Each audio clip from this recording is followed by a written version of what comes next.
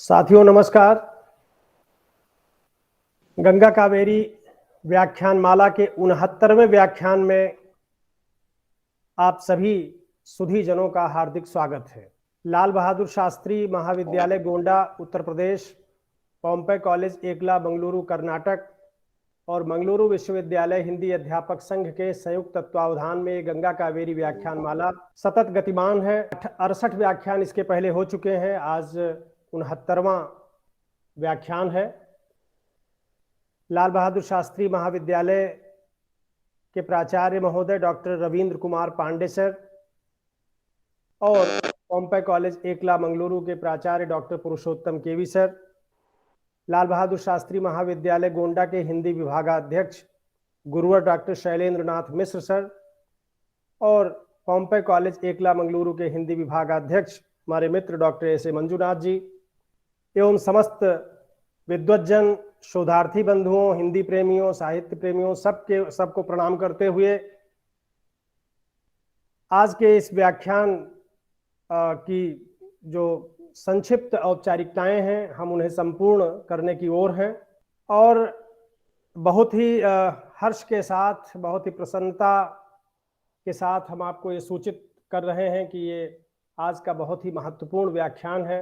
उत्तर और दक्षिण भारत की भक्ति काव्य परंपरा विषय पर, इस विषय पर अपना वक्तव्य देने के लिए हमसे जुड़ चुके हैं सरदार पटेल विश्वविद्यालय बल्लभ विद्यानगर गुजरात में हिंदी विभाग के प्रोफेसर और अध्यक्ष डॉक्टर दयाशंकर त्रिपाठी जी। सबसे पहले कार्यक्रम में उनका हार्दिक स्वागत करते हैं, प्रणाम करते हैं। प्रणाम करते। और अपने मित्र डॉक्टर एस.ए. मंजुनाथ जी से चाहेंगे कि वो आज के वक्ता डॉक्टर दयाशंकर त्रिपाठी जी का संक्षिप्त परिचय देकर कार्यक्रम को गति प्रदान करें। डॉक्टर एस.ए. मंजुनाथ जी। धन्यवाद तिवारी जी। आज के मुख्य वक्ता प्रोफेसर दयाशंकर त्रिपाठी जी का परिचय देने हेतु मुझे बुलाने के लिए बहुत बहुत धन्यवाद। मित्रों, आप सभी जानते हैं यह व्याख्यान जो गंगा कावेरी व्याख्यान माला की जो श्रृंखला के अनुसार जो आयोजित है श्री लाल बहादुर शास्त्री महाविद्यालय गोंडा उत्तर प्रदेश, पॉम्पे कॉलेज एकला मंगलुरु कर्नाटक और मंगलुरु विश्वविद्यालय हिंदी अध्यापक संघ के संयुक्त तत्वावधान में है। तो आज का मुख्य विषय है उत्तर और दक्षिण भारत की भक्ति काव्य परंपरा। क्योंकि यह अत्यंत महत्वपूर्ण विषय है, इस विषय पर आज व्याख्यान होगा। तो आज के मुख्य वक्ता हैं प्रोफेसर दयाशंकर त्रिपाठी जी जो है, इनका इस व्याख्यान में स्वागत करता हूं। सर, आपका स्वागत है। इनका संक्षिप्त परिचय देने का प्रयास करता हूं। इनका जन्म मार्च 1961 कस्बा राजा मिर्जापुर उत्तर प्रदेश में, करसवा राजा मिर्जापुर उत्तर प्रदेश में हुआ और जिसकी एमए और इलाहाबाद विश्वविद्यालय में पीएचडी सरदार पटेल विश्वविद्यालय में ये प्राप्त कर चुके हैं। इनकी साहित्यिक जो सृजन कार्य जो है, प्रकाशन कार्य कबीर और तुलसी, युग एवं परंपरा, कबीर और तुलसी के काव्य की अंतर वस्तु का तुलनात्मक अनुशीलन, लोक जीवन प्रकृति, कलाएं एवं सूर का काव्य, आधुनिक हिंदी साहित्य कुछ संदर्भ, हिंदी साहित्य सामान्य परिचय, आधुनिक हिंदी कविता के प्रमुख हस्ताक्षर, ये जो इसकी इनका प्रकाशन जो सृजन कार्य है पुस्तक के रूप में ये प्रकाशित है। इनका जो संक्षिप्त परिचय मैं आपके सामने प्रस्तुत कर रहा हूँ। नए यथार्थ बोध के कवि नागार्जुन, हिंदी काव्य में खड़ी बोली का विकास, भक्ति काव्य पुनर्पाठ, दलित वैचारिकी और साहित्य, हिंदी काव्य में खड़ी बोली का विकास एवं अन्य निबंध, आदिवासी सवाल और साहित्य, इनके जो सृजन कार्य हैं। और उसके साथ साथ आलोचना, संवेद, अंतिम जन, वर्तमान साहित्य, दस्तावेज, उपेक्षा, युद्धरत आम आदमी, साम्य, सृजन संदर्भ, पंचशील शोध समीक्षा, कल के लिए, साहित्य वीथिका, साहित्य परिवार, हिंदुस्तानी, मधुमती, साहित्य सेतु, इस तरह के जो इनके जो साहित्य सृजन कार्य जो सूची आगे बढ़ती रहती हैं, समय की कमी की वजह से मैं थोड़ा संक्षिप्त करने जा रहा हूँ। और इनकी साहित्यिक जो सेवा के लिए अलग अलग संस्थाओं की ओर से ये पुरस्कृत है।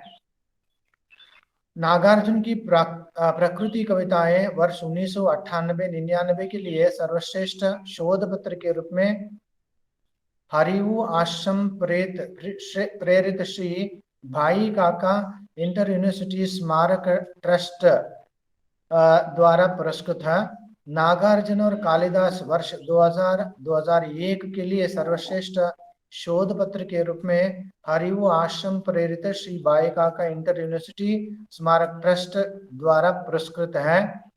आलोचनात्मक निबंध और पुस्तक लोक जीवन प्रकृति कलाएं और सुर का काव्य वर्ष 2001 और 2002 के लिए गुजरात जो हिंदी साहित्य अकादमी गांधीनगर द्वारा पुरस्कृत है।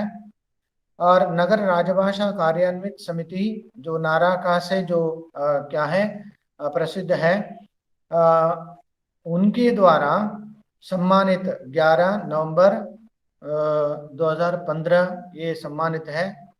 और उसके साथ साथ इनकी जो दलित साहित्य पर दलित विषय पर लिखा हुआ जो साहित्य कृति जो है, इसके लिए गुजरात हिंदी साहित्य अकादमी के द्वारा एक श्रेष्ठ पुरस्कार के रूप में उस पुरस्कार प्राप्त किए हैं, श्रेष्ठ कृति के रूप में पुरस्कार प्राप्त कर चुके हैं।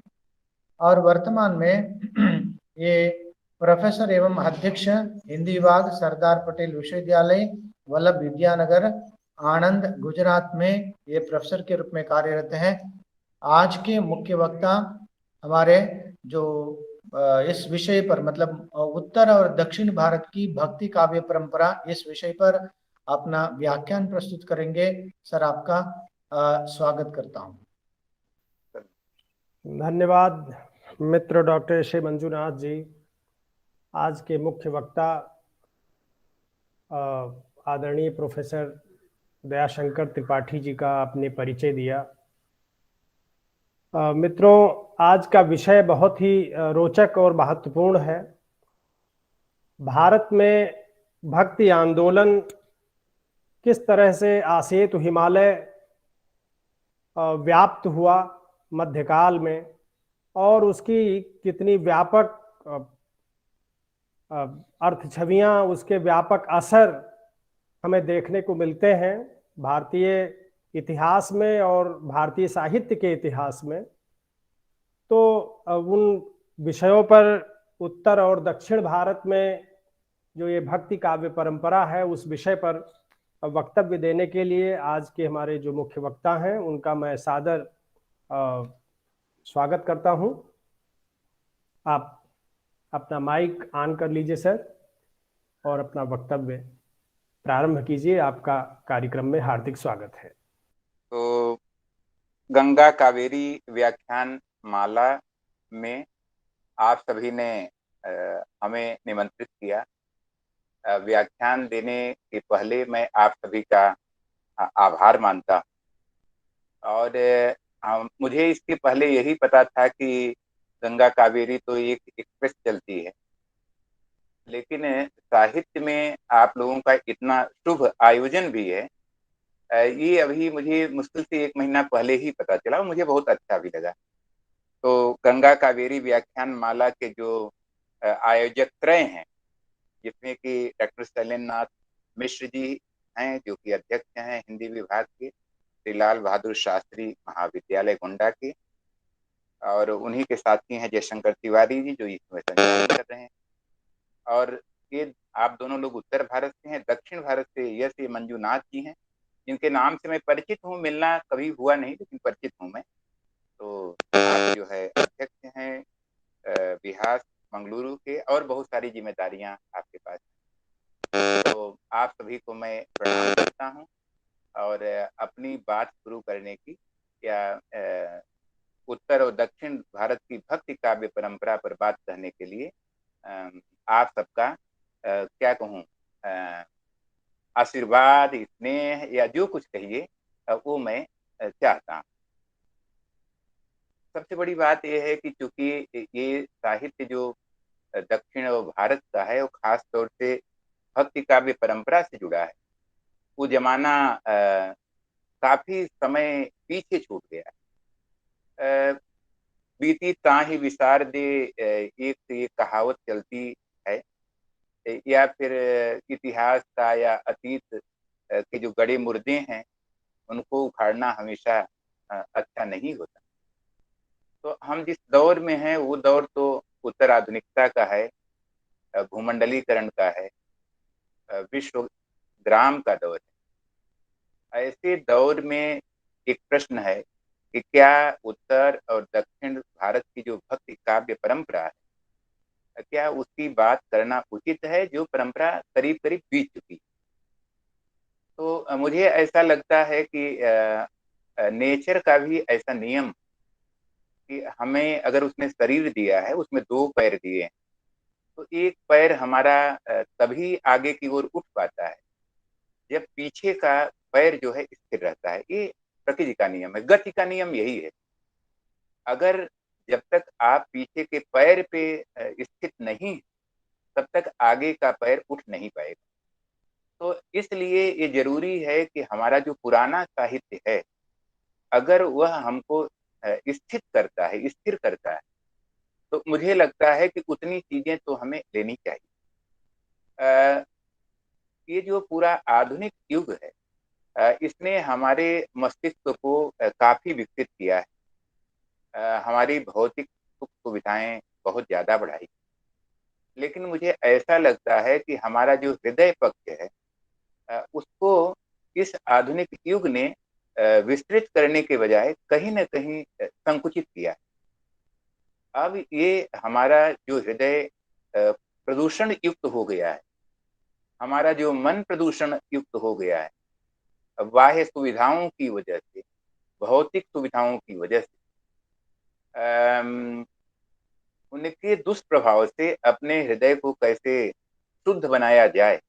अब मुझे लगता है कि इसके लिए हमको केवल आगे नहीं देखना है, अपने भक्त कवियों को हमें देखना पड़ेगा और देखना चाहिए, क्योंकि वे भले कंठी पहनते हों या माला पहनते हों या टोपी पहनते हों या भगवा पहनते हों, लेकिन उनकी बहुत सारी बातें ऐसी हैं जो आज भी हमारे हृदय को शुद्ध बनाती हैं, हमारे हृदय को बड़ा विस्तार देती हैं। इसलिए और ये विशेषता केवल ऐसा नहीं, ये विशेषता दक्षिण भारत की जो भक्ति काव्य परंपरा है वहां से लेके जो उत्तर भारत की भक्ति काव्य परंपरा है, प्रदेश अलग हो सकता है, भाषाएं अलग हो सकती हैं, लेकिन सारे लोग जो पहली बात करते हैं कि अगर भगवान को पाना है, ईश्वर तक आपको पहुंचना है, तो उसकी जो बुनियादी शर्त है कि आप पहले अपने हृदय को निर्मल करिए, आप अपने हृदय को पहले शुद्ध करिए और आप अपने हृदय का विस्तार करिए।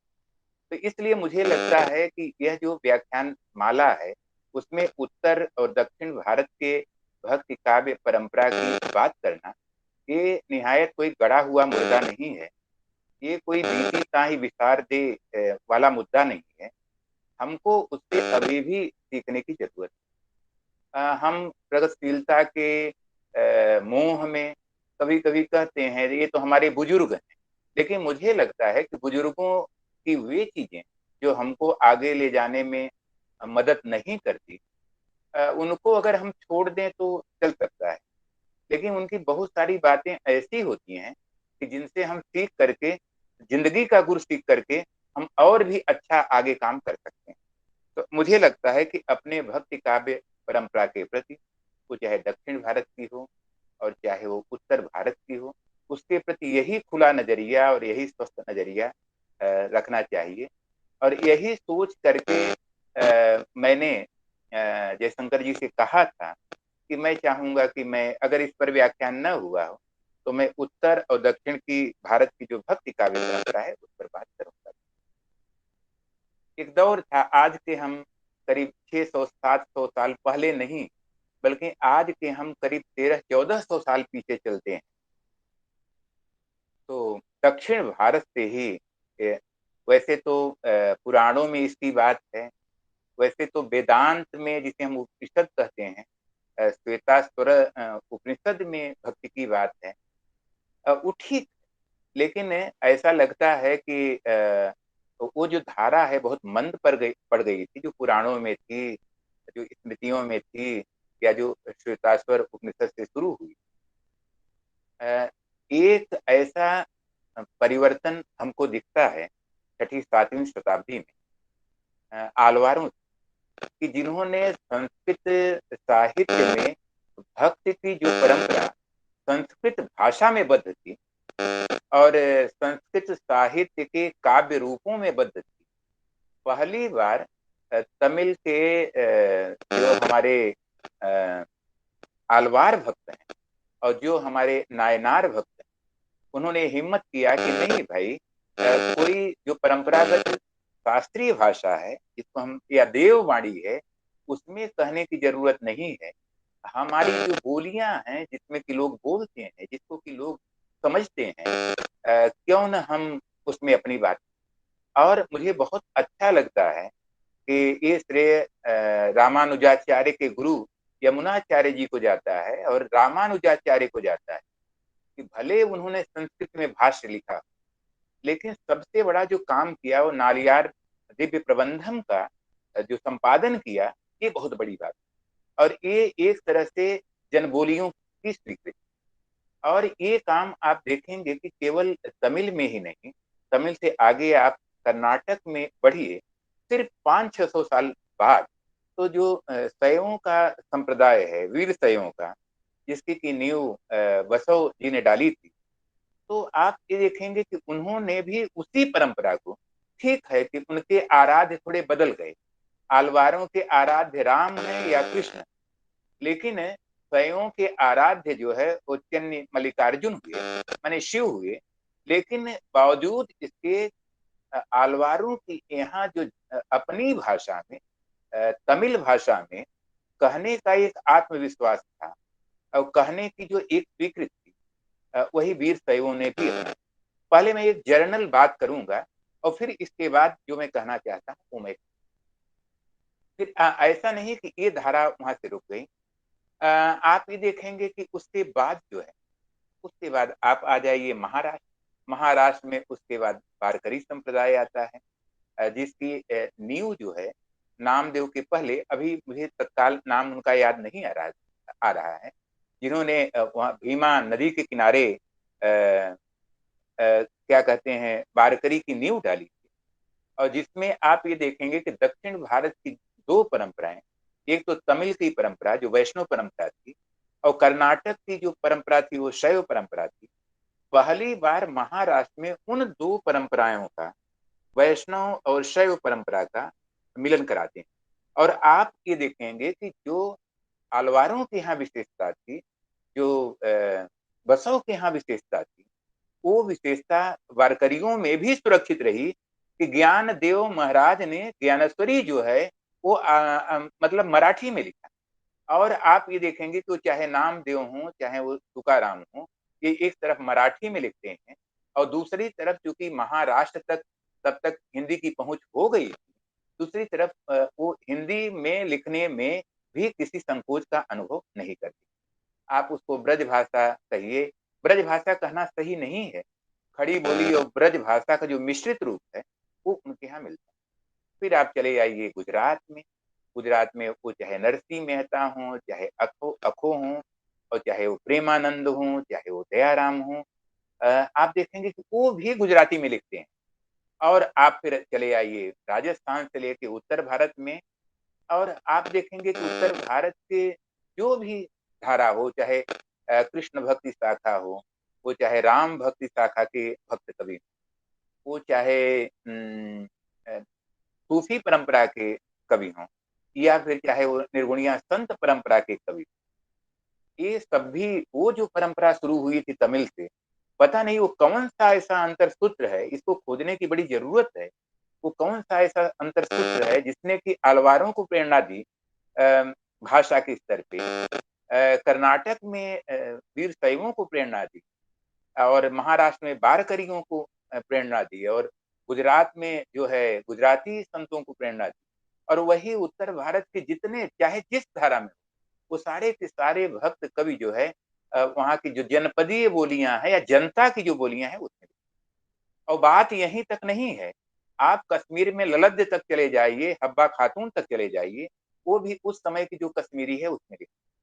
पूरब में आप विद्यापति से आगे बंगला तक जाइए, ब्रजबुली में लिखा जाता है। मैंने शंकर देव और चैतन्य की मैं बात कर रहा हूँ। तो आप ये देखेंगे कि एक ऐसा भक्ति का अंतर सूत्र, कंटेंट तो भक्ति है, लेकिन भक्ति की बात आचार्यों से अलग। आचार्यों के यहाँ आप चाहे यमुनाचार्य जी की बात करिए, आप रामानुजाचार्य की बात करिए, रामानंद अब तो आचार्य उनको लोग नहीं कहते, जो शोध हुए हैं कि वो संस्कृतज्ञ नहीं थे, लेकिन भाई वल्लभाचार्य जी हैं, निम्बारकाचार्य जी हैं, इन सबके सारे के सारे जो भाष्य हैं वो संस्कृत में। पहली बार जनता के बीच से आए हुए हमारे भक्त कवि आचार्यों के भाष्यों में संस्कृत में लिखे हुए सिद्धांतों को बहुत सरल भाषा में, जनता की भाषा में ले जाके जनता को लौटाते। तो यह एक क्रांतिकारी परिवर्तन, कंटेंट सबका भक्ति है, लेकिन कहना उसे जनता की भाषा में है। तो यह एक सबसे बड़ी चीज भक्ति काव्य के साथ दक्षिण और उत्तर भारत के जो हमारे भक्ति परंपरा के कवि हैं उनमें यह चीज एकदम बिल्कुल सामान्य। बस बात यही है कि सब अपने अपने प्रदेश की जन भाषा में बात करते हैं। उत्तर भारत और दक्षिण भारत की जो भक्ति काव्य परंपरा है, हिंदी का कोई भी ऐसा विद्यार्थी शायद ही हो, और अध्यापक शायद ऐसा ही हो जो सामान्य रूप से कुछ न कुछ जानता न। नंबर एक। और दूसरी बात ये कि उनके कुछ न कुछ पद या उनकी कहावतें या उनकी लोकोक्तियां निश्चित रूप से वो जबान पे रहती हैं। तो इसलिए भक्ति काव्य परंपरा के बारे में तो उसके एक ही पक्ष पर मैं चाहता हूँ बात हो, जिसकी चर्चा सामान्यतः अभी बहुत कम होती है।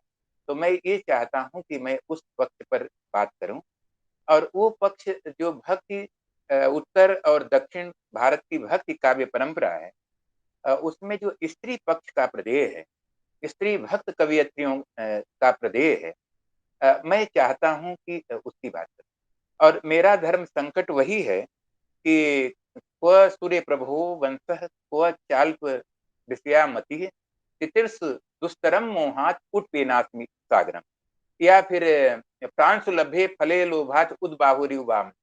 मुझे पूरे भक्ति आंदोलन पर उत्तर से लेके दक्षिण या दक्षिण से लेके उत्तर के भक्ति आंदोलन की बात करनी है, तो अपने को मैं वैसे ही पाता हूँ कि जैसे समुद्र को मैं एक छोटी सी नाव लेकर के, कालिदास को मैं याद कर रहा हूँ, एक छोटी सी नाव लेके पार करना चाहता हूँ। यह भक्ति आंदोलन जो इतने वर्षों तक है, करीब 1000 वर्ष जिसकी परंपरा है, और मैं चाहूं कि 1 घंटे में उसे कह दूं या 1.25 घंटे में कह दूं, तो वैसे ही है कि जैसे कोई बामन व्यक्ति हो और वो हाथ उठा करके पेड़ का ऊंचा फल तोड़ना चाहे, तो मेरी हालत वो है। इसलिए मैंने अपनी सुविधा के लिए, क्या आप ये मानिए कि मेरी जो अल्पमति है, उसके कारण मैंने सोचा कि जब बात करनी है तो समग्र भक्ति आंदोलन के पक्षों पर बात एक व्याख्यान में संभव नहीं। तो क्यों न मैं जो भक्ति आंदोलन का स्त्री पक्ष है, और जिसने भक्ति कविता को बहुत कुछ दिया है, और जिसकी तरफ हमारा ध्यान सामान्यतः नहीं जाता है, क्यों न मैं उसकी बात करूं। तो हम सभी जानते हैं कि जो अंडाल है, या आंडाल, शुद्ध नाम तो आंडाल है, वो तमिल आलवारों की भी एकमात्र मेरी जानकारी भक्त कवियत्री हैं। और वो जो है श्रीरंग जी से शादी करना चाहती थी और श्रीरंग विष्णु के ही अवतार। तो उनकी 2 रचनाएं हैं और जो दक्षिण भारत से होंगे तो वो बहुत अच्छी तरह से जानते होंगे। उनकी 2 रचनाएं हैं, मैंने शायद कहीं नोट भी किया हो तो हो सकता है तत्काल न मिले। तिरुपवई और नाचियार तिरुमोली पावय, ये 2 उनकी रचनाएं। ये पहली तो बहुत छोटी सी है, 30 पद हैं उसमें, और जो दूसरी है वो 130 पद हैं उसमें।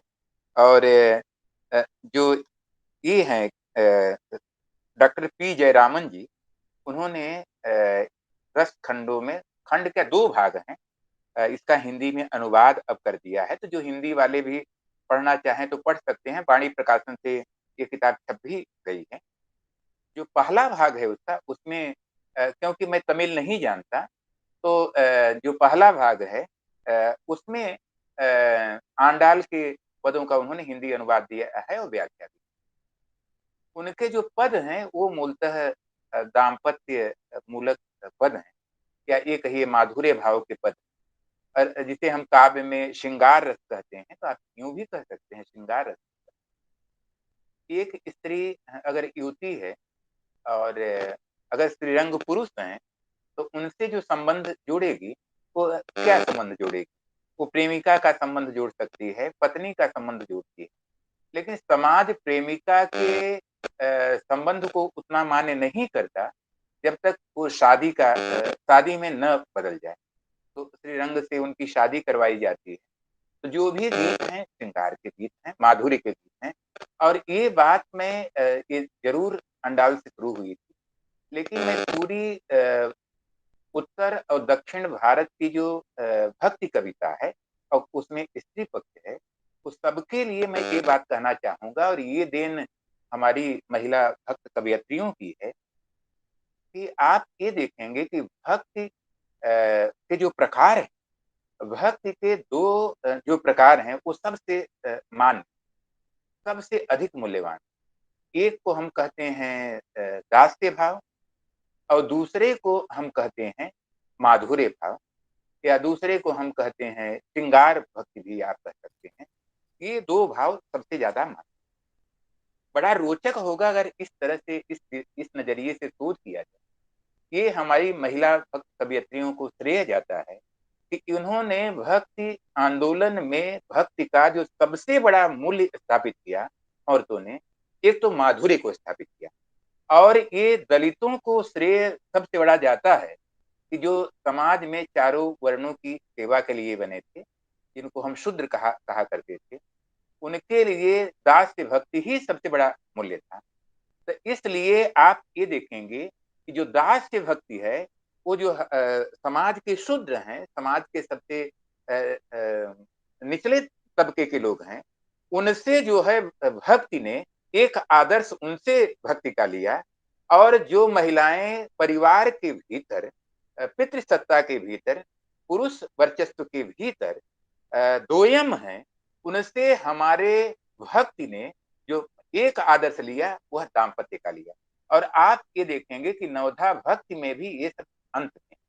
तो ये जो 2 सबसे बड़े मूल्य हैं भक्ति कविता के, इसमें एक श्रेय हमारी महिला भक्त कवियत्रियों को है, और दूसरा श्रेय जो है दलित समाज से आए हुए हमारे संतों को है, जो कि भक्ति के सबसे बड़े मूल्य और आदर्श रखते हैं।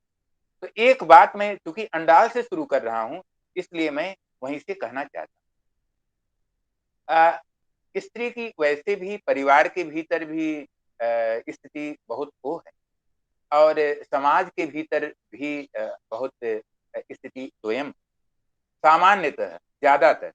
तो अंडाल का सपना यही है। कहेंगे तो उनके कुछ छंद भी, अनुवाद भी मैंने किया है, लेकिन सारी बातें सुनाऊंगा तो शायद व्याख्यान अंडाल पे ही खत्म हो जाए, इसलिए मैं उसका संक्षेपीकरण करता हूँ। तो उन्होंने कृष्ण से शादी का स्वप्न देखा था, और वो चाहती थी कि हमेशा वो उनके साथ रहें, मरने के बाद साथ रहें। तो दाम्पत्य मूला जो भक्ति है वो आंडाल की। उनके यहाँ थोड़े से संदर्भ कथा के भी सूत्रार्थ।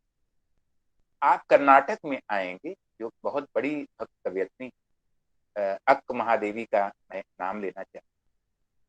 और अक एक बात मैंने अंडाल जी से कही है, दूसरी बात मैं अक महादेवी से कहना चाहूँ, और इसकी शुरुआत अक महादेवी ने ही की थी, जो बाद में मीरा में भी है और जो बाद में ललद्य में भी है। आप ये देखेंगे कि बड़ी रोचक बात है, अक महादेवी पूरे जो वीर क्या कहते हैं, जो मतलब संप्रदाय है वहाँ का, कर्नाटक का, उसमें एकमात्र महिला है। और जिस तरह से वो अपने राजापति के घर से निकली थी, तो ये आसान उस समय भी नहीं था। अंडाल तो खैर जो एक आलवार थे उनको मिली थी तुलसी के पेड़ के नीचे, तो उनको पाला और वो भक्त कवयित्री बन गई, वो आसान था। लेकिन अक महादेवी का एक भक्त बनना उतना आसान नहीं था। और उनके पति ने छोड़ दिया, और पति ने जब छोड़ दिया तो ये कह दिया कि भाई तू गहने उतारती जा, तू कपड़े उतारती जा, वो तो हमारे ही हैं गहने और कपड़े। और फिर उन्होंने गहने भी फेंक दिए और कपड़े भी फेंक दिए, और जीवन भर उन्होंने अपने लंबे बालों से ही अपने स्तन प्रदेश को ढक के रखा। अक महादेवी के यहाँ तो उनके छंद भी सुनाऊंगा, लेकिन मैं एक बात का, अक महादेवी ने जो शुरुआत की वो तो चन्नी मल्लिकार्जुन की भक्त थी, जो शिव के ही एक रूप है। और अर्जुन ने जिनकी साधना की थी उनको ये नाम मिला था। चन्नी माने सुंदर होता, जो कर्नाटक के लोग हैं वो बहुत अच्छी तरह से जानते होंगे। और मल्लिका अर्जुन ने चढ़ाया था, तो इस शिव का एक नाम जो बहुत लोकप्रिय है बसव संप्रदाय। आप ये देखेंगे कि अक महादेवी के वचनों का संकलन उनके जो शिष्य हैं अल्लम प्रभु ने किया, और वहां से एक पत्रिका भी बसव नाम से निकलती है, बसव ट्रस्ट से। तो आप ये पाएंगे कि उनके जो वचन है, उन वचनों में शिव की कोई कथा नहीं। शिव की कथा हम सभी जानते हैं कि एक योगी शिव हैं, और एक शिव वो हैं जो घर परिवार वाले हैं, जिनकी पहली पत्नी पहले सती थी, वो नहीं रह पाई, और दूसरी पत्नी जो है वो पार्वती हैं, और जिनके दो बेटे भी हैं, गणेश भी हैं और कार्तिकेय हैं। तो आप ये देखें पूरा शिव पुराण उससे भरा हुआ है, कथा से भरा हुआ है। तुलसी के रामचरितमानस में जाएंगे तो शिव की कथा मिल जाएगी। तो आप हमारे जो पुराण है उस शिव कथाओं से भरे। लेकिन पहली बार ऐसा हुआ कि जब एक भक्त कवयित्री ने शिव कथा छोड़ दी, और खास तौर से अगर इसमें बहने श्रोता हैं और पुरुष भी अगर श्रोता है, तो ये बड़ी सोचनीय बात है, ये विचारणीय एक बात है कि आखिर में अक महादेवी ने सिर्फ शिव का नाम क्यों लिया और कथा उन्होंने क्यों छोड़ी। और ये बात जब मैं कह रहा हूं कि ये बात अक महादेवी ने शुरू किया था, क्योंकि वो मीरा के पहले थी, अक महादेवी। और फिर आप आएंगे मीरा में, जो उनके 200 साल 250 साल बाद होती है, तो मीरा ने भी कृष्ण का नाम लिया और कृष्ण की कथा छोड़ दी। और ललद्य का समय भी मीरा के आसपास ही है, और आप देखेंगे कि ललद्य भी शिव की साधिका थी, और उन्होंने शिव का नाम लिया और शिव की कथा छोड़ दी। ये क्या चीज है, ये क्या कारण है कि जो शिव घर परिवार वाले थे उसको अक महादेवी ने छोड़ दिया, उसको ललद्य ने छोड़ दिया, और उसको मीराबाई ने, कृष्ण की बात है तो कृष्ण भी घर परिवार वाले थे, उनकी 8 रानियां थी। रुक्मिणी, राधा तो बाद में प्रेमिका है, लेकिन उनकी अपनी जो असली रानियां थी वो 8 रानियां हैं। रुक्मिणी हैं, सत्यभामा हैं, ललिता हैं, बहुत सारी उनकी रानियां हैं। और उनके बेटे भी हैं, अनिरुद्ध भी हैं, और उनके बेटे जो रथ के पति हैं, तो उनके बेटे भी हैं, नाती भी हैं। लेकिन आप ये देखेंगे कि वो चाहे मीरा ने कृष्ण की कथा ली हो, वो चाहे अक महादेवी ने कृष्ण की कथा ने कृष्ण का नाम लिया हो, और वो चाहे अक महादेवी ने शिव का नाम लिया हो या ललद्य ने लिया हो, लेकिन इन लोगों ने कथाएं छोड़ दी। विचारणीय बात यही, कथा क्यों छोड़ दी? क्योंकि जो शिव की कथा है ये बहुत चिंतनीय बात है, बहुत विचारणीय बात है। जो शिव की कथा है उस पर आप देखेंगे कि उसी पितृ व्यवस्था का कब्जा हो गया, उसी पितृसत्तात्मक व्यवस्था का कब्जा हो गया, उसी पुरुष वर्चस्व का कब्जा हो गया। रामचरितमानस में शिव की बात अगर आप सुने तो पार्वती से कहते हैं कि यद्यपि तुम औरत हो, तुमको शास्त्र सुनने का अधिकार नहीं है, फिर भी मैं तुम्हें सुनाता हूं।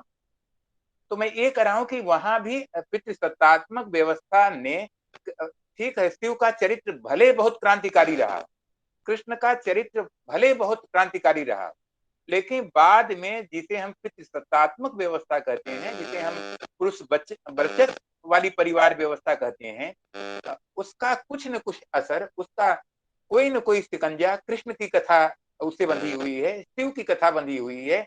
इसलिए आप ये देखेंगे कि इन लोगों ने कथाएं छोड़, क्योंकि कथाएं इसलिए छोड़ दी कि अक्क महादेवी भी उसी पितृसत्तात्मक व्यवस्था की से प्रताड़ित थी।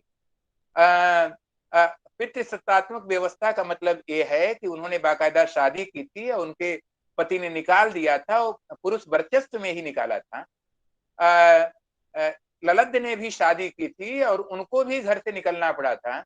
और जो मीरा हैं, उनके तो हस्बैंड मर गए थे। तो जिन व्यवस्थाओं को ये छोड़कर आई थी, वो सारी की सारी व्यवस्थाएं जो है वो पितृसत्तात्मक ही थी, पुरुष वर्चस्व वाली ही थी।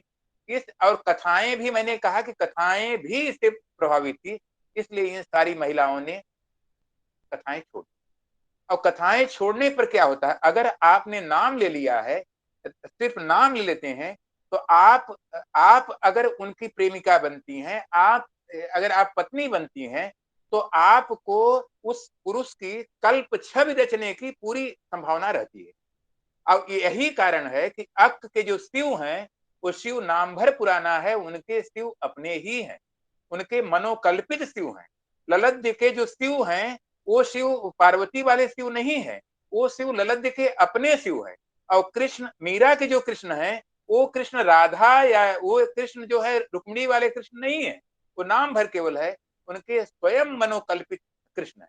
तो एक क्रांतिकारी पहल हमारी भक्त कवयित्रियों ने ये दिया कि जिस पितृसत्तात्मक या पुरुष वर्चस्व वाली परिवार व्यवस्था को छोड़कर ये आई थी, उस कथा को छोड़ दिया और अपने मनोकल्पित कृष्ण को, अपने मनोकल्पित शिव की उन्होंने कल्पना की। उसमें प्रेम के रंग भरे, उसमें जो है अपने ढंग से उनके बारे में सोचा।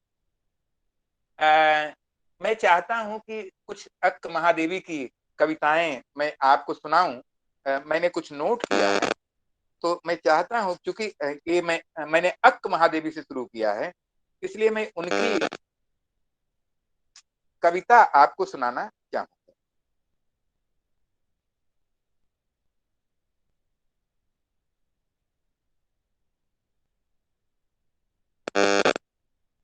देखें आप ये कि कहीं भी शिव के अलावा न पार्वती का नाम आएगा, न गणेश का नाम आएगा। जो कल्पना है वो खुद अक्क महादेवी की है। और गुरु ही कन्या दान करने वाला है, दो जगह नोट किया। गुरु है पथ प्रदर्शक, वर है लिंग, वधु बनी मैं। लोक में विदित है कि अनगिनत माता पिताओं ने अनुरूप वर मेरे लिए खोज निकाला। चिन्ह मल्लिकार्जुन मेरे पतिदेव, औरों से कोई सरोकार नहीं हे प्रभुदेव। गुरु ही कन्यादान करने वाला है, लिंग ही दुल्हा है, मैं दुल्हन बनी। वसुधा के भक्त सब बराती बने, मेरे बराबर के पति से मेरा विवाह कराया। शब्द पर ध्यान देना है, मेरे बराबर के पति से मेरा विवाह कराया, अतः चिन्ह मल्लिकार्जुन ही मेरा पति। मध्यकाल में इस तरह की परिकल्पना, पार्वती तो कभी ऐसा सोच ही नहीं सकती थी कि मेरे बराबर के पति से मेरा ब्याह कराया। पुरानी कथा में ये संभव नहीं था। पहली बार अक्क महादेवी उस शिव से ब्याह का संकल्प लेती हैं जो उनके बराबर का है। और अक्सर लोग कहते हैं, मैं अभी जब आएगा मीरा का संदर्भ, या कहें तो मैं यही बताऊं, अक्सर लोग ये कहते हैं कि मैं कुमकुम संगकारी को याद कर रहा हूं इसी प्रसंग में, जिन्होंने और अनामिका ने कुमकुम संगकारी की किताब की भूमिका लिखी है, जिसमें अनामिका ने कहा कि भाई मीरा तो दासी के रूप में ये कृष्ण को याद करती हैं, मीरा के प्रभु गिरधर नागर तो इस तरह से याद करती। लेकिन मैं बहन जो हमारी आलोचक हैं, वो चाहे अनामिका हो या चाहे कुमकुम संगकारी हो, या फिर अभी सत्यकला की किताब आई है, सत्यकला त्रिपाठी की अनुज्ञा से, ये जो बहनें हैं, मुझे ये लगता है कि किसी कवयित्री के बारे में अस्मिता विमर्श के आवेग में ऐसा कोई कमेंट नहीं करना चाहिए जो तथ्य के उलट। तो मैं ये कहता हूं कि मीरा को भी अगर देखना है तो उनकी समग्र कविता के संदर्भ में देखा जाना चाहिए। जैसे मैं अक्क महादेवी की कविता को देखने की बात कर रहा हूं, तो मीरा ने तो कहा कि भाई मेरे तो गिरधर गोपाल दूसरो न कोई, और वो कृष्ण को ही अपना पति मानती हैं और बराबर वो दासी बनना चाहती हैं। लेकिन मध्य काल में उन्होंने एक बात ये कही कि माई मैं तो लियो गोविंदियो मोल।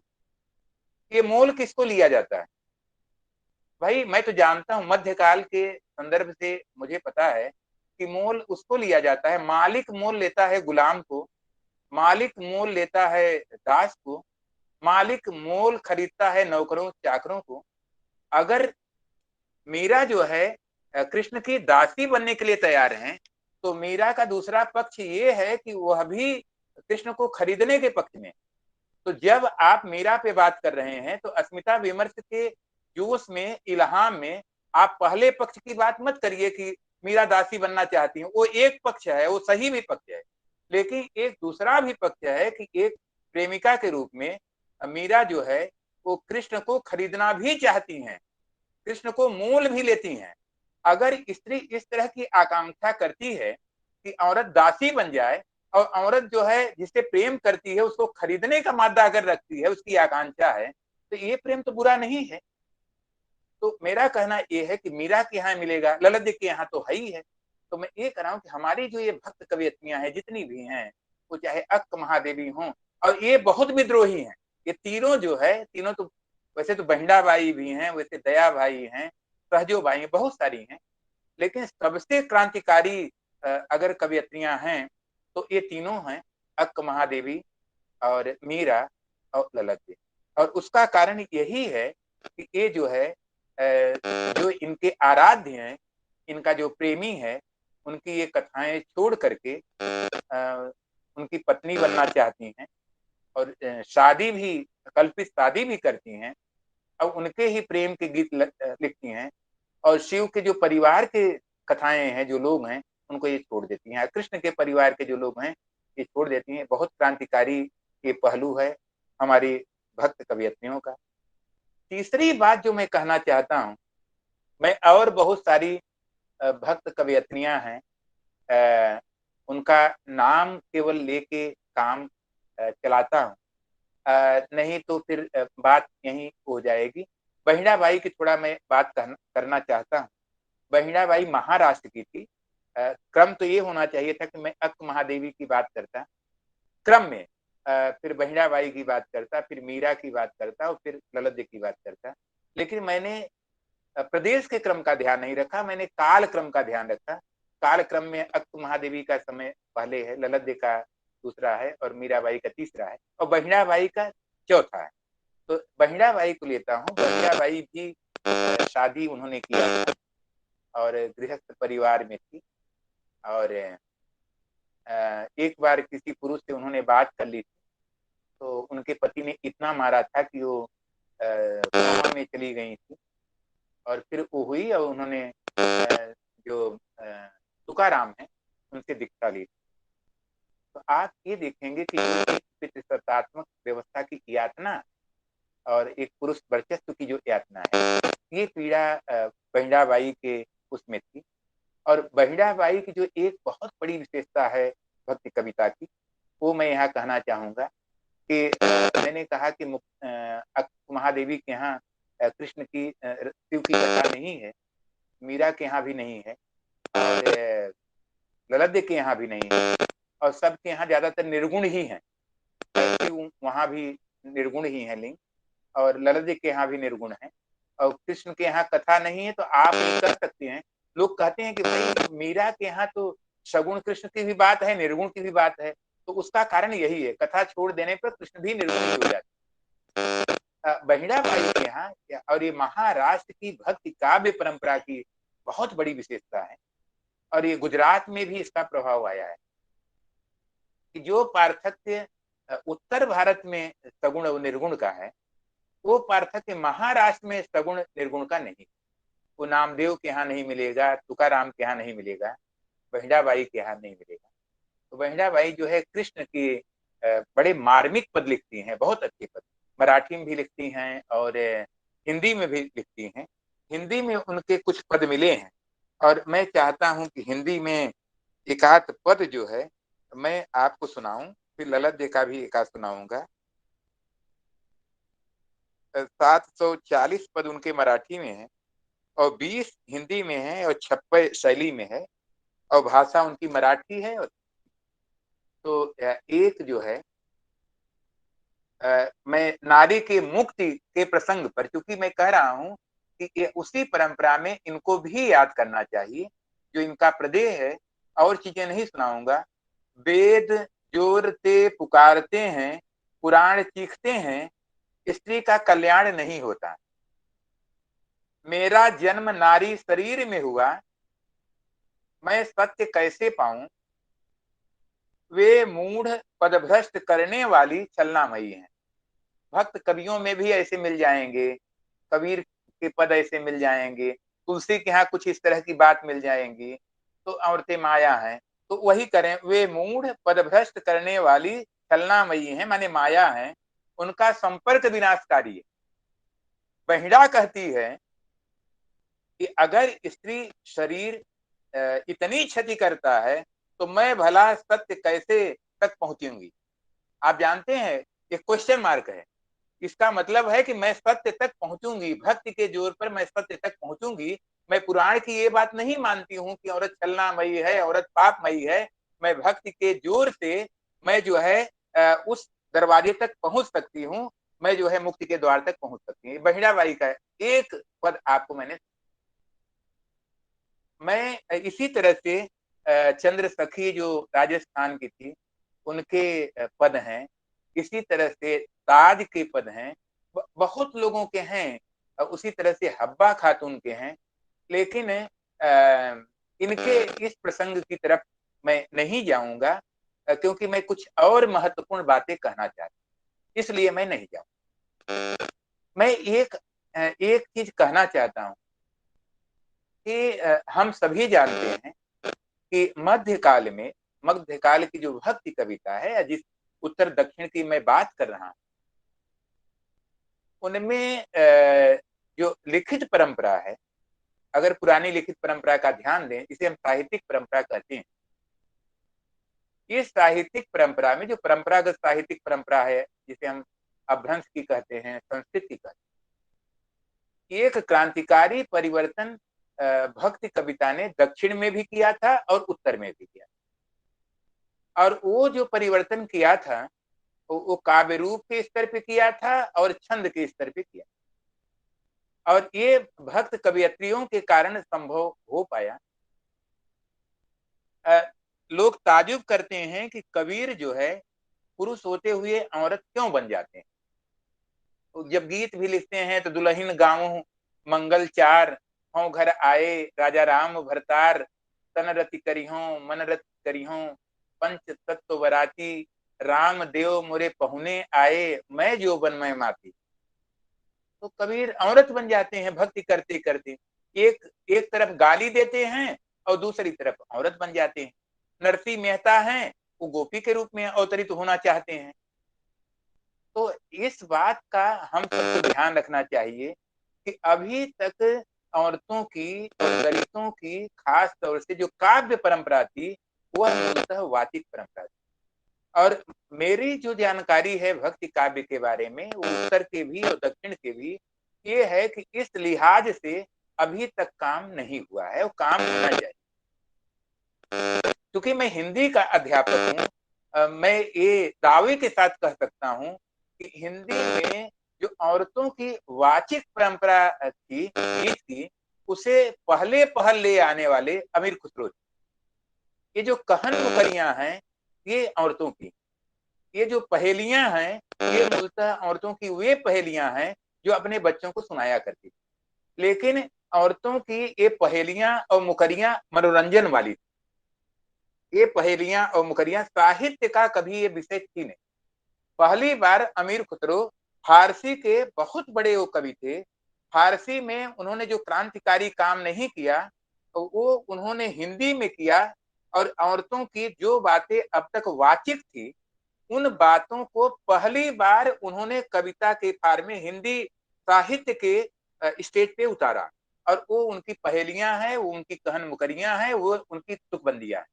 चलिए मुझे तत्काल एक तुकबंदी याद आ रही, तुकबंदी याद है। और वो तुकबंदी भी जो है वो महिलाओं की ही है। ये है कि अमीर खुसरो बहुत प्यासे थे और अलाउद्दीन खिलजी की सेना के साथ जा रहे थे। प्यास लगी तो देखा कि औरतें जो है वहां पर पानी भर रही हैं, तो गए। तो उन्होंने औरतों ने कहा कहा सुना है तू बड़ा शायर है, तो कुछ हम तुम्हें वो देते हैं, चीजें देती हैं और तू कविता बना दे। तो उन्होंने दिया एक खीर और दूसरा दिया चरखा, ये औरतें ही थी, और तीसरा दिया कुत्ता और चौथा दिया ढोल। और कहा तू अगर जोड़ के बता दे तो मैं मानूंगा तू बड़ा शायर है। तो अमीर और तब तुझे पानी पिलाऊंगी, जितना पिएगा उतना पिलाऊंगी। तो क्या जोड़ा अमीर खुसरो ने?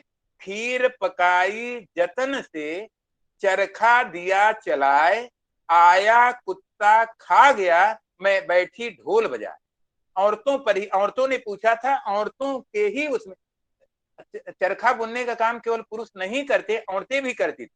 ढोल बजाने का काम केवल पुरुष नहीं करते थे, शादी में औरतें ही ढोल बजाती थी। तो खाना पकाने का काम तो वही करती थी। तो आप ये देखेंगे चारों उपकरण औरतों ने अपने ही दिए और अमीर खुसरो ने एक तुकबंदी बना दी। ये अमीर खुसरो पहले ऐसे व्यक्ति थे जिन्होंने औरतों के जो वाचिक गीत थे, जो साहित्य परंपरा में नहीं थे, वो लेके साहित्य में आए। पूरब में विद्यापति ऐसे पहले कवि थे जिन्होंने औरतों के जो गीत थे, औरतों के गीत को, आप जानते हैं कि विद्यापति संस्कृत के बहुत बड़े पंडित थे और उनके कुछ ग्रंथ संस्कृत में है। उनका कीर्ति पताका, कीर्ति लता जो है अवहट्ट भाषा में, 3 भाषाओं के जानकार थे। संस्कृत के महापंडित थे, अवहट्ट के जानकार थे। लेकिन उनकी जिस रचना ने, जो रचना उनकी कीर्ति का स्तंभ है, न तो उनका शिव महिम स्रोत है, न तो उनका कीर्ति लता है, न तो कीर्ति पताका है विद्यापति पदावली। और विद्यापति पदावली में जो गीत हैं वो सारे गीत औरतों के हैं। तो औरतों की जो वाचिक गीत परंपरा थी, विद्यापति इसलिए पहले लेके आए कि उनके पहले विद्यापति जहां के थे सिद्ध थे। उनके सिद्धों के जो चर्या गीत हैं वो औरतों के गीत, और नाचपंथियों के जो शब्द हैं वो भी औरतों के गीत हैं। सोनारी पे गीत है, कहारिन पर गीत है, इनके उससे गीत। तो मैं ये कह रहा हूं कि औरतों की जो गीत परंपरा थी वो अभी तक साहित्य का विषय नहीं थी। और भक्ति कविता में, पूरी भक्ति कविता में, वो आप महाराष्ट्र की भक्त कवियत्री को देख लीजिए, आप अक महादेवी वचन कहती, वचन, वो वचन जो वहां की जनता में गीत के रूप में फेमस थे। ललद्द जो है वाक कहती हैं, जो गीत जो है जनता के बीच प्रिय। तो औरतों के जो अपने गीत थे, इसलिए कबीर औरत बन जाते हैं, क्योंकि वो औरतों के गीत में ही बहुत सारे पद लिखते हैं। मीरा के तो गीत, मीरा तो औरत ही है। हेरी मैं तो प्रेम दिमाड़ी, मेरो दर्द न जाने कोई, तूली ऊपर तेज पिया की कह विधि मिलना होए। अब हेरी सखी को संबोधन है, सखी को संबोधन है तो औरत सखी को करेगी संबोधन, पुरुष तो करेगा नहीं। तो मीरा के, वो तो औरत ही है, तो मीरा के गीत सारे औरत के गीत हैं। तुलसी का जो राम लला नहचू है, काहे के राम जी सावर हो, लक्ष्मण गोर हो, या फिर बरवय रामायण के जो गीत हैं वो सारे गीत औरतों के हैं। तो अब उनकी जो कवितावली है, उनकी जो विनय पत्रिका है, उनकी जो गीतावली है, वो सब औरतों के गीत में, औरतों के गीत हैं। उनका तो जो पार्वती मंगल है वो सोहर में है। सोहर कौन गाता है? पुरुष तो मैं नहीं देखा सोहर गाता है। सोहर तो ज्यादातर औरतें ही गाती हैं। तो मैं ये कह रहा हूं कि ये हमारी इन भक्त कवयित्रियों की श्रेय है, और उनकी जो क्या कहते हैं, उनकी जो पुरखिने हैं उनको ये श्रेय है कि जो उनकी वाचिक गीत परंपरा अभी तक वाचिक थी, वो भक्ति काव्य में अपनी ठोस जगह बनाती है, मूर्त जगह बनाती है। और आप देखेंगे कि उनके सोहर चले आते हैं, उनके शादी के गीत चले आते हैं, उनके दुख के गीत चले आते हैं। ये श्रेय जो है हमारी, उनके प्रेम के गीत चले आते हैं। यही कारण है कि जब कहते हैं पुरुष औरत क्यों बन जाता है, तो पुरुष जब औरत की संवेदना लेगा तो क्या बनेगा, वो उसका गीत ले रहा है तो क्या बनेगा, वो औरत के रूप में ही तो गीत गाएगा, वो तभी वो न्याय कर पाएगा। ललित के यहाँ भी इसी तरह से हैं, मीरा के गीत तो इसी तरह के है ही हैं। और इसका प्रभाव हमारी भक्त कविता पर पड़ा, ये ध्यान में रखें। कैसे आप पहचानेंगे ये गीत औरतों के हैं कि नहीं है? उसमें ऐसा नहीं है पुरुषों के छंद नहीं है, पुरुषों के भी छंद है, पुरुषों के भी है। मैं ये नहीं कह रहा हूं कि नहीं है, लेकिन पहचानेंगे कैसे आप? सही बात ये है कि ये चाहे दक्षिण की भक्ति काव्य परंपरा हो, वो चाहे उत्तर भारत की भक्ति काव्य परंपरा हो, अगर आप छंदों का अध्ययन करें तो संस्कृत के छंद नहीं है, वो इंद्र वज्रा नहीं है, वो उपेंद्र वज्रा नहीं है, वो वंशस्थ नहीं है, वो शार्दुल विक्रेटित नहीं है, वो भुजंग प्रयात नहीं है। सारे के सारे जो छंद हैं वो सारे के सारे मात्रिक छंद हैं। ये आप ध्यान देंगे, ये हरिगीतिका हो या फिर दोहा हो या सोरठा हो या रूपमाला हो या पद भी किसी न किसी उसमें होते हैं, गेय पद, ये सारे के सारे छंद मात्रिक हैं। और मात्रिक छंद में बोलियां जो है, वो औरतें अगर अपने गीत गा रही हैं तो मात्रिक छंद में, देसी ढाल जिसे हम कहते हैं, देसी धुन में गाती थी। और जो पुरुषों के छंद थे वो भी देसी धुन में ही इस्तेमाल करते थे। आप देखेंगे दोहा आपको संस्कृत में नहीं मिलेगा, सोरठा आपको संस्कृत में नहीं मिलेगा, रूप माला नहीं मिलेगा, हरगीतिका नहीं मिलेगी, कुंडलिया नहीं मिलेगा, छप्पन नहीं मिलेगा, चौपाई नहीं आपको मिलेगा, और पद शैली आपको नहीं मिलेगी। ये सारा का सारा श्रेय, अगर आधा जो है जिसे हम पद शैली कहते हैं, अगर वह श्रेय महिलाओं की वाचिक परंपरा को है, तो पद शैली के अलावा जो छंद हैं उसका श्रेय जो है उस समय के पुरुषों के जो छंद थे उनको जाता है।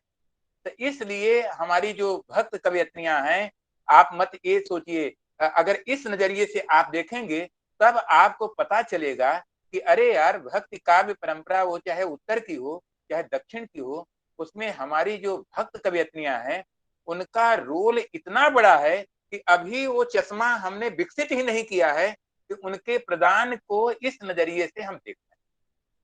तो एक बात ये आपको, और यही कारण है आप पहली बार इतनी हिम्मत आती है, यही कारण है कि इतनी बड़ी संख्या में आपको भक्त कवयित्रियां, ये तो मैं शिखर की बात कर रहा हूँ, अक्त महादेवी हूँ या बहिड़ाबाई हूँ या मीरा हो, ललित हो या आंडाल हो, ये तो बड़े नाम हैं। लेकिन आप देखेंगे सैकड़ों की संख्या में, और उस पर काम भी हुए हैं। सावित्री सिन्हा ने काम किया है, शायद दक्षिण भारत में भी किसी ने काम किया हो। तो मैं ये कह रहा हूँ कि अब तो काफी काम भी हो रहा है। तो सावित्री सिन्हा ने सबसे पहले हिंदी में काम किया था। अभी शशिकला जी का भी काम, त्रिपाठी जी का काम आया है, लेकिन ये मैं नहीं कहूंगा कि उन्होंने बहुत आगे उसको क्रांतिकारी ढंग से बढ़ाया है, क्योंकि इस वाले पक्ष पर उन्होंने ये पक्ष उनकी नजर में नहीं था। तो मैं ये कहता हूं कि अगर आप इस नजरिए से देखेंगे तब आपको लगेगा यार, इसी कारण इतनी मात्रा में हमारी भक्त कवयित्रियां थी, और उनकी जो वाचिक गीत परंपरा है उसने हमारे भक्ति काव्य को बड़ा समृद्ध किया है। उनके जो वाचिक छंद थे वो पहली बार साहित्य के दरवाजे पर आते थे। यही नहीं, उनके जो गाने की धुनें थी, जिसको हम संगीत कहते हैं, आप क्या सोचते हैं कि संगीत में सारे जो संगीत के क्या कहते हैं, रागों के नाम हैं, वो सारे रागों के नाम क्या पुरुषों के हैं? क्या नहीं, सारे रागों के नाम पुरुषों के नहीं है। रागों के पद के रागों के नाम भी ज्यादातर औरतों के उस पर ही हैं। मालाश्री, मैं ये कह रहा हूं कि आप अध्ययन करिए तब आपको पता चलेगा कि संगीत में जो राग रागनी है, उनके जो गुर्जरी एक राग है, मालकोस पुरुष राग है। निराला ने जो सरोज स्मृति में कहा कि जो मालकोस वो पुरुष राग है। प्रभाती आप क्या कहेंगे? तो मैं ये कह रहा हूं कि बहुत सारी जो राग रागिनियां संगीत में है वो औरतों के गीतों पर ही है। इसलिए हमारी भक्त कवयित्रियों का केवल कंटेंट के स्तर पे नहीं बल्कि शिल्प के स्तर पर भी उनका बहुत बड़ा प्रदेय हमारी भक्त कविता को है।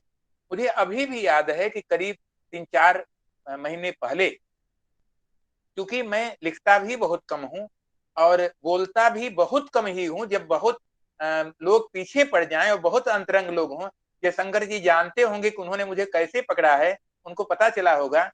बहुत कम लोगों से मिलता हूं, बहुत कम बोलता हूं, बहुत कम लिखता हूं, लेकिन ये है कि अगर कोई पीछे पड़ जाए कि नहीं सर आपको आना है, तो ऐसा नहीं कि बच के भाग जाऊंगा, तो बोलता भी।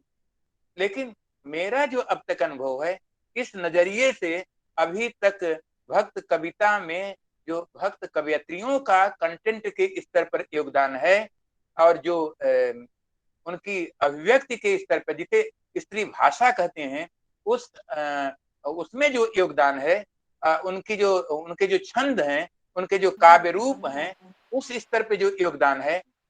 और एक चीज छूट रही है, मैं चाहता हूं 2 मिनट उसकी बात करें। आप कहेंगे क्या गीत पुरुषों के नहीं होते थे? होते थे, लेकिन जानते हैं उनका नाम होता था लोक गाथा। और गाथा में जो होता है वो कथा होती है, गाथा कथा शून्य नहीं होता। आल खंड जो है एक लोक गाथा है, जगनिक का जो आल खंड है वो लोक गाथा है। लोक गाथा में कथा होती है और गीत में कथा नहीं होती, गीत में संवेदना होती है। और औरतें जो है कथा कहने के बजाय अपने दर्द को संवेदना में उतारती हैं। इसलिए आप ध्यान में रखिएगा, ऐसा नहीं, पुरुष भी गाता है लेकिन उसका कथा का फॉर्म होता है ज्यादातर और औरतों का संवेदना का फॉर्म होता है। इसलिए ये बात करते समय इसका बड़ा ध्यान रखना पड़ेगा। अब आप गीत का जो मैं कह रहा हूं कि आप देखें गीत में कथा प्रधान है कि संवेदना प्रधान है, तब आपको पता चलेगा कि हमारी के जो भक्त कवयित्रियां उत्तर की दक्षिण की हैं, उन्होंने उनके कहने में कथा क्यों नहीं है, उसका कारण यही है क्योंकि उनके यहाँ जो दर्द है, दर्द की संवेदना होती है, दर्द की कोई कथा होती नहीं है। और कथा होती है तो संवेदना में उसकी अभिव्यंजना होती है, बहुत विस्तार से कथा नहीं होती। तो आप सभी को करीब 1 घंटे तक आप सबके सामने मैं बड़बड़ाता रहा और बहुत संक्षेप में मैंने अपनी बात आप सबके बीच कही और मेरी जो थोड़ी बहुत समझ थी वो बात मैंने आपसे कही। और मैं चाहूंगा कि हमारे जो श्रोता प्रतिभागी हैं, अगर वो हमारी बात में कुछ जोड़ना चाहते हैं तो उनका मैं स्वागत करता हूं। और अगर वो कुछ सवाल भी पूछना चाहते हैं तो मैं उस रूप में भी आपके सामने प्रस्तुत हूँ, हाजिर हूँ, आप जोड़ भी सकते हैं। तो अब जो है मंच हमारे श्रोता मित्रों के हाथ में है और उनका स्वागत। बहुत आभार सर इस सुंदर व्याख्यान के लिए। उत्तर और दक्षिण भारत की भक्ति काव्य परंपरा, जो कि बहुत सारे अलक्षित पक्षों पर आपने प्रकाश डाला है। प्रायः जो भक्त कवयित्रियां हैं उनकी चर्चा कम की जाती है और आपने आज के व्याख्यान को पूरी तरह से उन पर केंद्रित किया। सुबह आपसे बात भी हुई थी इस संबंध में। तो मैं अपने प्रतिभागी साथियों से प्रस्तुत विषय से संबंधित अगर कोई जिज्ञासा है, कोई प्रश्न है, तो मैं आमंत्रित करता हूं आपको कि आप पूछ सकते हैं। सवाल, कोई जिज्ञासा है या कोई आपकी टिप्पणी है, बशर्ते वो संक्षिप्त हो। जी डॉक्टर द्विवेदी जी, स्वागत है। जी नमस्कार आदरणीय त्रिपाठी जी, तिवारी जी और मंजुनाथ जी को। उत्तर और दक्षिण भारत के जो संत कवि हैं, भक्त कवि हैं, उनको एक साथ आपने अपने वक्तव्य में जो इस तरह पिरोया, बहुत अच्छा लगा और बड़ा अचरज होता है देखकर कि कश्मीर में ललद लिख रही हैं और कर्नाटक में अक्क महादेवी लिख रही, गा रही हैं, और दोनों एक ही धरातल पर हैं, दोनों शिव भक्तिन हैं।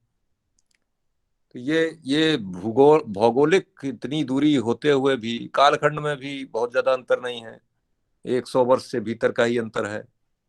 तो ये जो है दोनों भक्त कवयित्रियां बहुत ही आह्लादक और डूबने वाली कविताएं करती हैं। इनकी अक्क महादेवी की सॉन्ग्स ऑफ शिवा करके जो छोटी सी पुस्तिका, और ललद की हैं, ललेश्वरी जी की, तो ये मेडिटेटिव पोएम्स लिखती हैं। और इन दोनों को हमारे पाठकगण इसको पढ़ेंगे।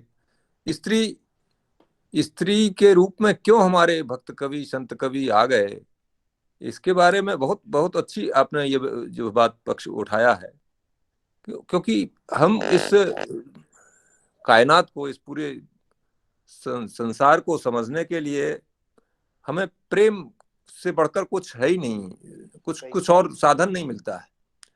और प्रेम का जो स्वरूप है वो एक स्त्री के रूप में ज्यादा नजदीक हम उसको पाते हैं। प्रेम की अभिव्यंजना स्त्री के माध्यम से अच्छी तरह, और दूसरी बात है कि स्त्री जो है प्रकृति से सबसे निकट रूप में जुड़ी हुई होती है। तो स्त्री के रूप में ही वो प्रेम की अभिव्यंजना, यहाँ तक ही नहीं, ये भक्त कवि, ये रमण महर्षि खुद जो ये सिद्ध संत हुए हैं, वो सब जाके वो जो शिशुवत, मात्र और शिशु का जो प्रेम है, उस प्रेम में ही जो है वो अपना प्राण देखते हैं। तो ये बहुत सुंदर वक्तव्य आपका सर, आदरणीय त्रिपाठी सर, बहुत आभार। मुझे और प्रश्न कुछ नहीं करना है, आपके प्रति बस आभार ज्ञापित करना था। धन्यवाद सर। धन्यवाद डॉक्टर राकेश नारायण द्विवेदी जी।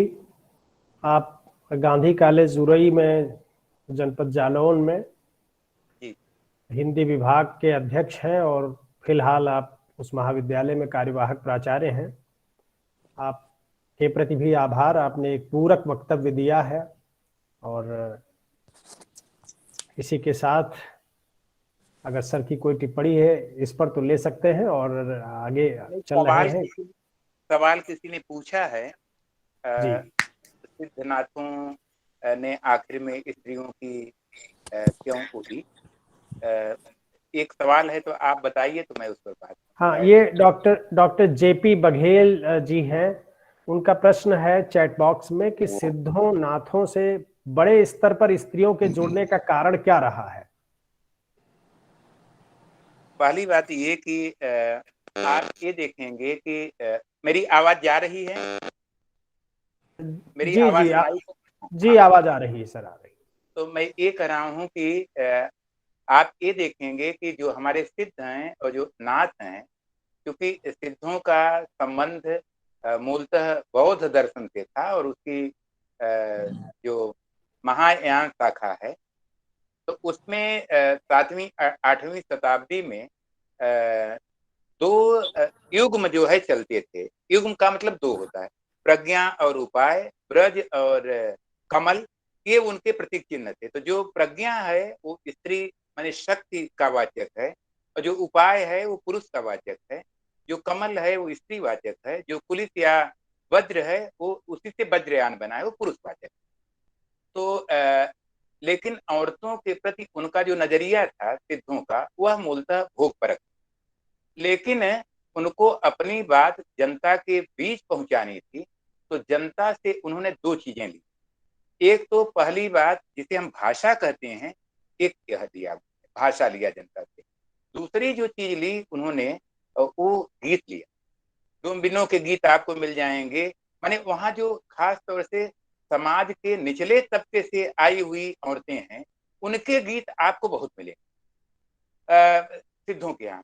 क्योंकि अगर बात को आपको प्रचारित करना है तो लेक्चर देने की तुलना में, व्याख्यान देने की तुलना में, अगर जनता के बीच जो प्रचलित गीत हैं उनमें अगर आप बात कहें तो वो बहुत जल्दी अपील करती है। तो इसलिए औरतों के प्रति नकारात्मक नजरिया होते हुए भी, भोगवादी नजरिया होते हुए भी, अपने बात को फैलाने के लिए सिद्धों ने चर्या पदों की रचना की, स्त्रियों के गीतों की रचना की और उसमें अपनी बात की। एक कारण ही। दूसरी बात, जहां तक नाथों की बात है, नाथों का नजरिया औरतों के प्रति भोगवादी नहीं था। औरतों के प्रति नाथों का जो नजरिया था वो नकारात्मक था, कि क्योंकि ये आचार पक्ष पे बहुत बल देते थे, इसलिए वहां स्त्री जो है वो वर्जित, इसलिए वो स्त्री को बाघिन भी कहते थे, शापिन भी कहते थे। कबीर के यहाँ हो सकता है इस प्रभाव से ही ये बातें आई हो, लेकिन अगर आप उनके शब्द का अध्ययन करें तो आपको पता चलेगा कि उसमें सुनारिनों के गीत हैं, बहुत सारी औरतों के गीत, ग्वालिनों के गीत हैं, सुनारिनों के गीत हैं। अब ये मौका नहीं है, नहीं तो शायद मैं, अगर ये होता कि ये व्याख्यान तीन चार बार देना है तो एक पूरा व्याख्यान में सिद्धों नाथों ने औरतों से क्या लिया है वो उसी पर मैं देता, पूरा का पूरा पूरा व्याख्यान ही। तो मैं ये कह रहा हूं कि अगर बहुत ज्यादा नहीं जाइए तो पीताम्बर दत्त बड़सवाल ने जो गोरखवाणी का संपादन किया है, जो हिंदी साहित्य सम्मेलन प्रयाग से छपी है, तो उसमें जो शब्द वाला खंड है, केवल आप इतना ही पढ़िए। और हजारी प्रसाद द्विवेदी की जो नाच सिद्धों की बानियां हैं, ये केवल 2 किताबें, बहुत अंदर उतरने की जरूरत नहीं। तो इसमें जो शब्द है, वो पद है, उनको पढ़िए तो आपको पता चलेगा कि उसमें जो है औरतों के बहुत सारे गीत। और कारण वही था कि मुझे ये लगता है कि अगर गीत में आप बात कहें तो जनता के गले वो बात बहुत जल्दी उतरती है। तो इसलिए उन्होंने औरतों के गीत का सहारा दिया, कारण ये। और नजरिया तो जैसा कि मैंने कहा, सिद्धों का भोगवादी है और नाथों का जो है वो नकारात्मक। जी जी, धन्यवाद सर। और कोई प्रतिभागी साथी, अगर कोई प्रश्न है आपका तो आप पूछ सकते हैं। जी, प्रश्न है या कुछ कहना भी चाहे तो कह सकते। जी अच्छा सर। जी, पगारे जी, विपिन राम पगारे जी, हाँ बोलिए, आपका स्वागत है। चाहता हूँ। जी जी बोलिए। मैं आपसे नमस्कार, श्रृंगार की भावना भी उनमें थोड़ा अधिक होती है। तो हमारे जो सूरदास जी कवि हैं भक्ति काल के, तो ये तो वात्सल्य के महाकवि हैं और इन्होंने श्रृंगारिक रचनाएं भी की हैं। तो ये जो नारी की जो मतलब भक्ति भावना है, उसका सूरदास जी पर कितना प्रभाव पड़ा है? हाँ ठीक। नारी की जो पहली बात ये कि सूरदास को अब तक जो परंपरा रही है हमारे यहाँ भक्ति काव्य के मूल्यांकन, हमारे पूर्वज कुमार मिश्र जिनके निर्देशन में मैंने काम किया था, भक्ति आंदोलन पे उनका भी बहुत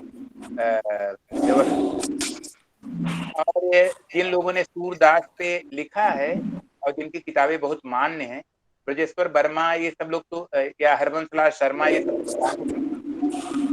मैनेजर पांडे का काम अभी उनका एक तरह से कहूँ तो सूरदास पे सबसे अच्छा और अंतिम काम है शुक्ल जी का। तो आप ये देखेंगे, पहली बात 2 चीजों का हमको अंतर करना चाहिए। एक अंतर ये करना चाहिए कि सूर ने जो कथा ली है, अगर सूर सागर से हम गुजरे तो सूर सागर के किसी स्कंध के आरंभ आपको 4-6 लाइनें जरूर मिल जाएंगी। ये कथा व्यास जी ने सुखदेव से कही थी, सुखदेव ने परीक्षित से कही थी। अब वही जो कथा है वो मैं भाषा में बनाकर लिख रहा हूँ। तो अब जब चूंकि परंपरा की बात उन्होंने कही है, सूर ने भागवत पुराण वाली माइक कहिए बंद रखें तो बात साफ जाएगी। पगारे जी, हाँ, अपना माइक बंद कर लीजिए तो सर की बात निर्बाध ढंग से सुनी जा सकेगी। तो मैं ये कह रहा था कि सूर पर बात करते हैं 2 चीजों का बड़ा ध्यान रखना चाहिए कि सूर ने परंपरा से क्या लिया है। अगर भागवत पुराण और सूर सागर की तुलना करिए तब आपको लगेगा कि भाई गोपियां उसमें भागवत पुराण में भी उतनी ही स्वच्छंद हैं। हाँ ठीक है कि भागवत पुराण में वात्सल्य के लिए इतना स्पेस नहीं है, भागवत पुराण में गोपियों के प्रेम के लिए इतनी जगह नहीं। सूरदास की मौलिकता ये है कि उन्होंने जो भागवत पुराण में यशोदा के वात्सल्य के लिए, नंद के वात्सल्य के लिए थोड़ी सी जगह थी, उसको उन्होंने करीब 700 पदों में फैलाया। ये सूर की अपनी मौलिकता है। शुक्ल जी ने सूर की इस मौलिक उद्भावना को याद किया है, रामचंद्र शुक्ल ने। दूसरी मौलिकता ये है सूर की कि उन्होंने क्या किया कि जो भ्रमर गीत सार केवल 8 श्लोक हैं श्रीमद् भागवत पुराण में, उसको भी उन्होंने करीब 1000 पदों में फैलाया और नई नई उद्भावना की। लेकिन जहां तक औरतों की स्वच्छंदता की बात है, औरतों के प्रेम की बात है, या गोपियों के कृष्ण से प्रेम की बात है, तो इसमें सूर का कोई क्रांतिकारी प्रदेय नहीं है। इसलिए क्रांतिकारी प्रदेय नहीं है कि भागवत पुराण की गोपियां भी वैसे ही प्रेम करती हैं जैसे सूर की गोपियां करती हैं। तो सूर ने केवल उसका विस्तार किया है। सूर की मौलिकता ये नहीं है कि सूर पहली बार लिख रहे हैं कि गोपियां जो है कृष्ण से ऐसे प्रेम करती, ये नहीं। राधा का विस्तार जो है, हाँ ये सही है कि महाभागवत पुराण में राधा का नाम नहीं है, लेकिन राधा के विस्तार के लिए सूर के पास लोक जीवन के बहुत सारे संदर्भ थे। जयदेव ने गीत गोविंदम लिखा था जिसकी नायिका राधा है। हम सभी जानते हैं राजशेखर का नाम आप लोगों ने सुना होगा। राजशेखर ने बाकायदा राधा का नाम लिया है। लोक में तो राधा प्रतिष्ठित ही थी, जिसकी खोज हजारी प्रसाद द्विवेदी ने की है। तो मैं ये कह रहा हूं कि राधा तो लोक में प्रतिष्ठित थी, तो लोक की राधा को साहित्य के भीतर प्रतिष्ठित करने का काम सूरदास ने किया। लेकिन औरतों की क्या कहते हैं क्रांतिकारिता प्रेम के बारे में ये सूर की अपनी मौलिक खोज नहीं है। परंपरा का जितना मुझे ज्ञान है मैं बोल रहा हूँ, सूर ने उसका विस्तार जरूर किया है। रही बात वात्सल्य की और श्रृंगार की, तो सूर के यहाँ ये दोनों सच्चाई है, बल्कि वात्सल्य की तुलना में श्रृंगार के लिए ज्यादा स्पेस है सूर के। इसलिए कि वात्सल्य के जो पद हैं वो तो करीब 600-700 ही, दशम स्कंध के 600-700 ही श्लोक हैं। लेकिन इसके बाद दूसरे खंड में जो और करीब 3500 पद हैं, वो सारे के सारे श्रृंगार से रिलेटेड हैं, वियोग से रिलेटेड हैं। श्रृंगार मतलब संयोग पक्ष से और वियोग पक्ष से। इसलिए सूर अगर प्रधानतः कवि जो है वो मूलतः श्रृंगार और माधुर्य के ही हैं, लेकिन दूसरा अगर कोई रस उनके यहाँ है तो वो वात्सल्य। इसको इस रूप में आप देख सकते जी धन्यवाद सर। मैं समझ रहा हूँ कि पगारे जी को अपना उत्तर मिल गया होगा। ये विपिन राम पगारे जी हमारे गुरुवर विभागाध्यक्ष सर के शोधार्थी हैं और वैश्विक समस्याओं के संदर्भ में तुलसीदास का साहित्य किस तरह समाधान कर सकता है, कुछ इस तरह का इनका शोध विषय है जिस पर ये काम कर रहे हैं। और सबसे उल्लेखनीय ये है कि ये राजभाषा अधिकारी पद पर थे, सेवानिवृत्त हो गए हैं और अब अनुसंधान के लिए अनुसंधान कर रहे हैं। नहीं, उसकी तो कोई उम्र नहीं है, वो तो रिटायर होके भी आदमी कर सकते। जी जी जी जी हाँ, नहीं वो पीएचडी प्रायः जो है कैरियर बनाने के लिए लोग आजकल ज्यादा शोध कार्य में लगे हैं। ज्यादा नहीं है, मतलब करीब करीब पूरे ही पूरे हैं। जी जी।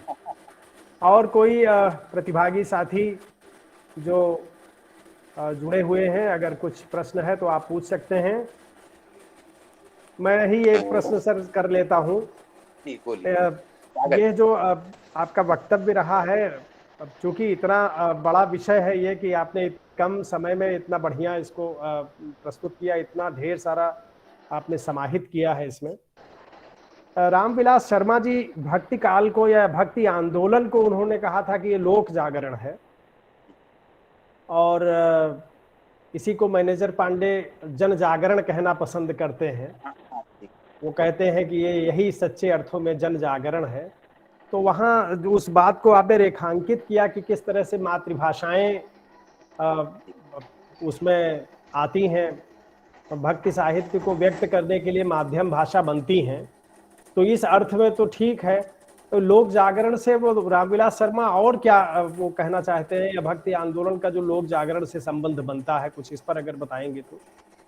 हाँ, असल में उनकी एक किताब है इसका नाम है हिंदी जाति का साहित्य। वैसे तो भाषा और समाज में भी वो इसकी बात करते रहे हैं। और रामविलास शर्मा क्यों? रामविलास शर्मा के पहले इस सवाल को जिसने उठाया था वो डॉक्टर धीरेन्द्र वर्मा ने उठाया था मध्य देश में। रामविलास शर्मा पहले व्यक्ति नहीं है, रामविलास शर्मा के पहले धीरेन्द्र वर्मा ने उठाया था। और एक बंगला के लेखक हैं जिनका नाम मैं अभी भूल रहा हूँ। रामविलास शर्मा के पहले 2 व्यक्ति ऐसे हैं जिन्होंने हिंदी जाति की बात शुरू की। रामविलास शर्मा ने धीरेन्द्र वर्मा की बात को, और जो बंगला के विद्वान हैं जिनका कि मैं अभी आपको बताना चाहूंगा, जो गणेश देवी ने भारतीय भाषाओं का एक पूरा क्या कहते हैं कोष तैयार किया है, उसमें इस मुद्दे पर, भाषा के मुद्दे पे मैंने लिखा है। तो उसमें मैंने इसका जिक्र भी किया है। तो 2 लोग थे जिन्होंने बीज इसका डाला हिंदी जाति का। डॉक्टर रामविलास शर्मा पहले ऐसे हिंदी के आलोचक हैं जो धीरेन्द्र वर्मा की भाषा के बेस पे डाली गई नींव को, और जो बंगाली के मतलब लेखक और आलोचक हैं पुराने, उनके इस बात को उन्होंने विस्तार दिया। और उनके इस बात को उन्होंने एक वामपंथी आधार प्रदान किया। वामपंथी आधार ये प्रदान किया कि भाई आधुनिक काल के पहले का जो भी साहित्य है उसे आदि काल और भक्ति काल या रीति काल के नाम से हमको नहीं बुलाना चाहिए। आधुनिक काल के पहले के साहित्य को हमें लोक जागरण काल के नाम से पुकारना चाहिए। और उसमें उनके कुछ तर्क थे। तो और आधुनिक काल का जो साहित्य है वो तो पुनर्जागरण का साहित्य है, और फिर नव जागरण का है, पुनर्जागरण का है, स्वाधीनता आंदोलन का है। और आधुनिक काल के पहले का जो साहित्य है वो मूलतः लोक जागरण का साहित्य है। लोक जागरण का साहित्य इसलिए है कि उन्होंने कहा कि 2 धाराएं थी लोक जागरण में। एक धारा वो थी जो मूलतः राज दरबारों से जुड़ी थी, और उसमें जो कविता लिखी जा रही थी वो काव्य की रूढ़ियों के आधार पर लिखी जा रही थी। उसमें राज प्रशस्ति होती थी और उसमें वही प्रशंसा की बातें होती थी। तो उसमें जो है भाषा भी जो है वो जनता की भाषा नहीं थी, वो कृत्रिम भाषा थी। अगर राजस्थानी की हम बात करें तो वो डिंगल थी या पिंगल थी, उसमें राजस्थानी की मिलावट होती थी, लेकिन जनता की स्वाभाविक भाषा नहीं थी। और वो भाषा मूलतः अपभ्रंश की रूढ़ियों से दबी हुई। तो ऐसा है कि हमें आदि काल में उन कवियों को लोक जागरण में शामिल करना चाहिए कि जो कि सीधे जनता से आए थे, जनता की चीज लेके आए थे। तो सबसे पहले उन्होंने अमीर खुसरो के फारसी साहित्य का नहीं, लेकिन अमीर खुसरो का जो हिंदी साहित्य है वो जनता से लेके आए थे, अमीर खुसरो को शामिल किया। विद्यापति पदावली लेके आए थे तो विद्यापति को शामिल किया। फिर भक्ति काल के जितने हमारे भक्त कवि हैं उन सबको शामिल किया। रीति काल में उन्होंने सबको शामिल नहीं किया। रीति काल में उन्होंने मतिराम को शामिल किया, रीति काल से उन्होंने ठाकुर को शामिल किया, रीति काल से उन्होंने पद्माकर को शामिल किया, रीति काल में उन्होंने घरानंद को शामिल किया।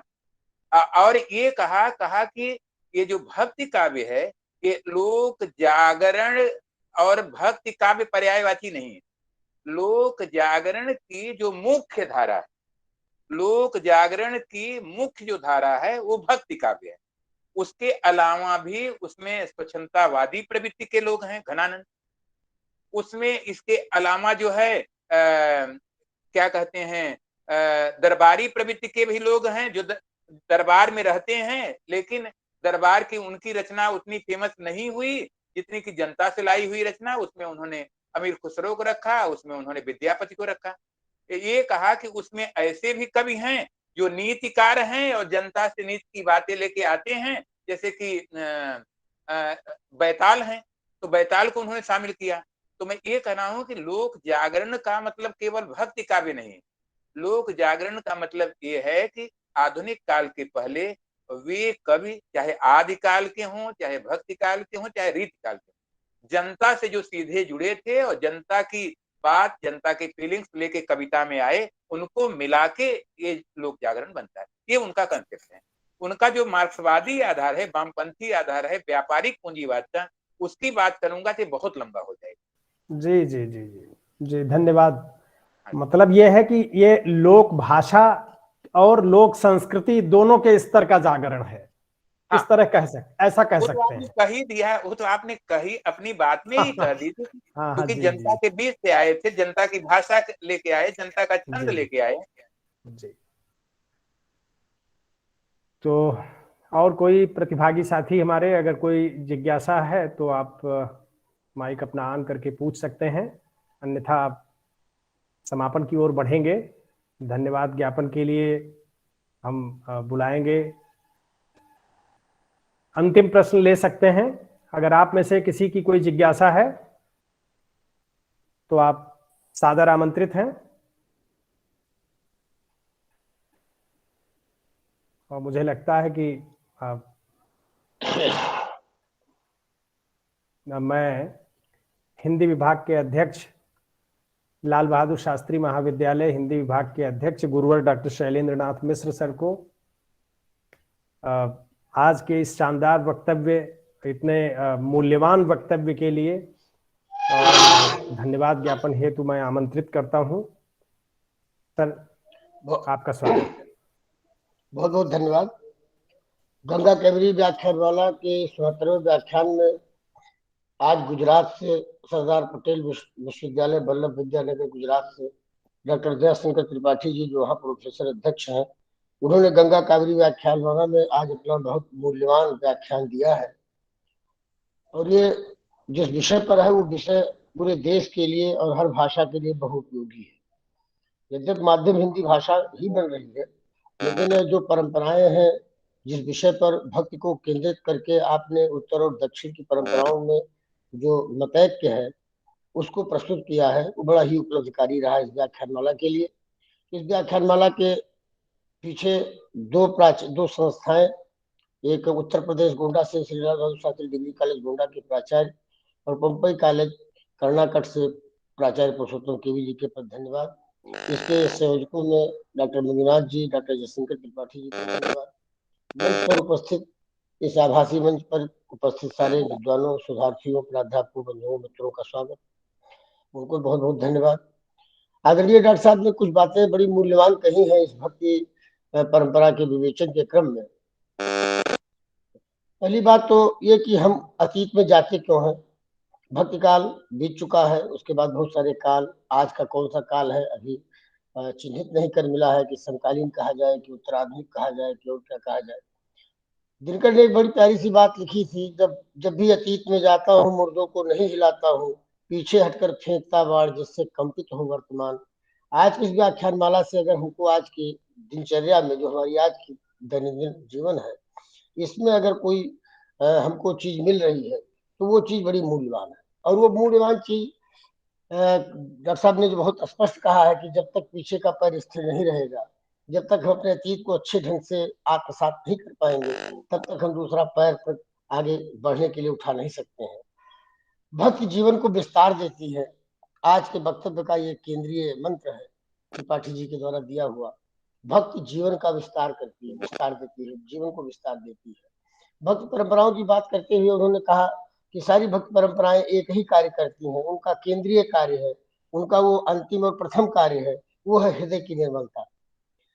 निर्मल मन जन सो मोहि पावा, मोहि कपट छल छिद्र न भावा। तुलसीदास इसे किसी भावुकता में नहीं कहते हैं, ये बहुत अनुभव सिद्ध कथन है। आप सारे शास्त्र पढ़ लीजिए, सारे मंत्र याद कर लीजिए, 24 घंटा किसी गुफा में बैठकर तपस्या करते रहिए, लेकिन अगर मन निर्मल नहीं हुआ तो ईश्वर का वास नहीं हो सकता है, नहीं हो सकता है, नहीं हो सकता है। इसलिए इस व्याख्यान माला का जो प्रमुख प्रतिपाद्य है वो यह है कि मन की निर्मलता, जो भक्तों के लिए भी थी, आज भी जरूरी है। इसी तरीके से आपने कुछ बातें और भी कही कि प्रगतिशीलता के मोह में, प्रगतिशीलता के मोह में हमें अपनी परंपराओं को छोड़ना नहीं चाहिए। 1300-1400 साल पहले जो पुराणों में वेदांत, पुराणों में और वेदांत उपनिषद में जो बातें कही गई हैं वो सभी भक्त कवियों में आ चुकी हैं। 6वीं शताब्दी से 7वीं शताब्दी के आसपास से भक्त परंपरा की शुरुआत होती है। तमिल के आलवार भक्तों का बड़ा योगदान रहा है। और भक्ति तत्व तो एक है, लेकिन प्रत्येक प्रदेश की अपनी एक भाषा है जो जन भाषा है, उन्हीं में ये सारी बातें कही गई हैं। और पूरे व्याख्यान में एक बात जो बार बार उभार करके लाने का प्रयास त्रिपाठी जी ने किया है, वो भारत की भाषा परंपराओं में भक्ति काव्य का स्त्री पक्ष। भक्ति काव्य का जो स्त्री पक्ष है उसमें भी दो बातों को आपने बहुत अच्छे ढंग से रेखांकित किया है, वो है दास्य और माधुर्य। माधुर्य को ज्यादा वरीयता दी गई। उसमें आपने अक्क महादेवी, अक्क महादेवी, मीरा और आंडाल की चर्चा की। इसी के साथ आपने ये भी स्पष्ट कर दिया कि जो परंपरित हमारा शास्त्र कहता है, चाहे उपनिषद, चाहे पुराण, चाहे और इन भक्त कवित्रियां हैं, इन्होंने उस पूरी परंपरा को छोड़ करके अपने बराबर का, अपने अपने स्तर का जो पति प्राप्त करने का प्रसंग भी आपने स्पष्ट किया था। उसी के आगे आपने मीरा को भी उसी में देखा। तो भक्ति का भी जो भाषाएं तो अलग अलग हैं, परंपराएं भी अलग अलग हैं, लेकिन कहीं न कहीं उनकी केंद्रीय सूत्रों को तलाशने का कार्य जैसे आचार्यों द्वारा लगातार किया गया है, आगे भी चलता रहेगा। आज उस परंपरा की कड़ी में एक बड़ी महत्वपूर्ण बात डॉक्टर दयाशंकर त्रिपाठी जी ने इस व्याख्यान में कही। और भी बहुत सारी बातें कही जाती, कुछ प्रश्नोत्तर में बातें कही गई हैं। आपने कबीर की बात कही, भक्त की जोर से हम मुक्ति के द्वार पर पहुंच सकते हैं। ये जो बात आपने बहराबाई के संदर्भ में कही, वाचिक परंपरा को, ये औरतों की वाचिक परंपरा को अमीर खुसरो द्वारा जो उपस्थित किया गया हिंदी साहित्य में, भारतीय भाषाओं में जो उसके विविध प्रतिरूप हैं, वहां कहाँ स्त्री उपस्थित है, स्त्री का प्रतिरूप उपस्थित है, या स्त्रीत्व कोई स्त्री का जो तत्व हो सकता है, उसको आपने भारतीय कविता में, विभिन्न भाषाओं की कविता में ढूंढने का प्रयास किया, छंदों में ढूंढने का प्रयास किया, राग रागनियों में स्त्री पक्ष को ढूंढने का प्रयास किया। तो पुरुष का जो पुरुष कथा का वाचक है और स्त्री संवेदना की वाहक है, इन दोनों चीजों को मिला करके ही साहित्य सृजन है। आज के सदुद्ध व्याख्यान के लिए उत्तर और दक्षिण भक्ति की काव्य परंपरा के साथ साथ हमारे जीवन की जो परंपरा पूरे देश में फैली है, स्त्री और पुरुष का जो द्वंद्व पूरे दुनिया में फैला है, उन सबको समेटते हुए एक नए नजरिए से जो आपने देखने का प्रयास किया है सर, उसके लिए गंगा कावेरी व्याख्यान माला और पूरा उत्तर दक्षिण पूर्व पश्चिम की भारतीय जनमानस को आपने जो एक सूत्र दिया है बहुमूल्य, उसके लिए मैं गंगा कावेरी व्याख्यान माला की तरफ से आपको बहुत बहुत धन्यवाद ज्ञापित करता हूँ, आभार व्यक्त करता हूँ। और प्रयास ये करूंगा कि जैसे आपने एक और अवसर देने का जो है संकेत किया है कि अगर आपको इस पर 2-3 अवसर और मिलेगा तो आप और अच्छे ढंग से पूरी बात कर पाएंगे। मेरा प्रयास होगा कि हम इन लोगों से बात करें और आपको एक बार और गंगा कावेरी व्याख्यान माला में अपने साथ इस भक्त परंपरा पे आपका और वक्तव्य सुने और सब सारे लोगों को इसका लाभ मिल सके। मैं आयोजकों को और आज के व्याख्यानकर्ता प्रोफेसर दयाशंकर त्रिपाठी जी के प्रति हृदय से धन्यवाद ज्ञापित करता हूँ। बहुत बहुत प्रणाम सर। धन्यवाद गुरुवर डॉक्टर शैलेंद्र नाथ मिश्र सर। आपने संपूर्ण व्याख्यान का मर्म सार जो है अपने धन्यवाद ज्ञापन में प्रस्तुत किया है और सचमुच ये एक बहुमूल्य थाती जो है रिकॉर्डिंग के रूप में हमारे पास रहेगी। यूट्यूब पर इसे हम पुनः सुन सकेंगे और इसमें आपके द्वारा प्रस्तुत किए गए वक्तव्य, आज के मुख्य वक्ता के द्वारा प्रस्तुत किए गए इस सुंदर वक्तव्य को बार बार सुन करके कुछ नई शोध की संभावनाओं की तरफ अग्रसर हो सकेंगे जी। तो इसी के साथ अब आज के कार्यक्रम की संपन्नता की घोषणा की जाती है और आप सभी प्रतिभागी विद्वज्जनों, शोधार्थियों, हिंदी प्राध्यापकों और समस्त मनीषियों को प्रणाम करते हुए धन्यवाद, बहुत बहुत आभार। बहुत बहुत आभार, बहुत बहुत आभार और प्रणाम। जी सर, आप तो इसी के साथ अब आज के कार्यक्रम की संपन्नता की घोषणा की जाती है और आप सभी प्रतिभागी विद्वज्जनों, शोधार्थियों, हिंदी प्राध्यापकों और समस्त मनीषियों को प्रणाम करते हुए धन्यवाद, बहुत बहुत आभार। बहुत बहुत आभार, बहुत बहुत आभार और प्रणाम। जी सर, आपको भी प्रणाम, बहुत बहुत आभार सर, आपने कीमती समय अपना दिया और आप सभी प्रतिभागी विद्वज्जनों, शोधार्थियों, हिंदी प्राध्यापकों और समस्त मनीषियों को प्रणाम करते हुए धन्यवाद, बहुत बहुत आभार। बहुत बहुत आभार, बहुत बहुत आभार और प्रणाम। जी सर, आपको भी प्रणाम, बहुत बहुत आभार सर, आपने कीमती समय अपना दिया।